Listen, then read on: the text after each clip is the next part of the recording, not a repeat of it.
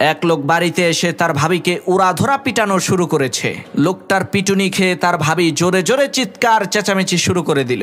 এদিকে এলাকার সমস্ত লোকজন তাদের বাড়িতে চলে আসলো কি হয়েছে তা দেখার জন্য। তখন এলাকার মাতুব্বর সেই লোকটাকে জিজ্ঞেস করলো, কি ব্যাপার, তুমি তোমার ভাবিকে এইরকম ভাবে নির্যাতন করছো কেন?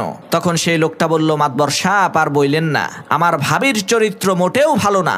মাতবর বলল, আচ্ছা তাই নাকি? তো তোমার ভাবি কি এমন খারাপ কাজ করেছে যার কারণে তুমি তাকে এইরকম ভাবে পেটাচ্ছ?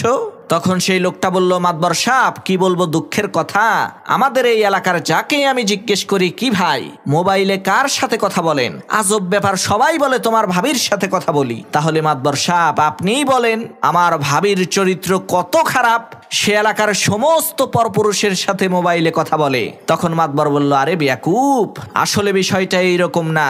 আসল বিষয় হলো ওই লোকেরা তাদের নিজেদের স্ত্রীর সাথেই মোবাইলে কথা বলে।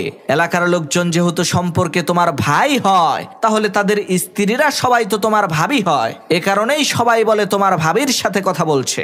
মাতুব্বরের এই কথা শুনে লোকটা বলল, ও আচ্ছা, এখন বুঝলাম আসল কাহিনী।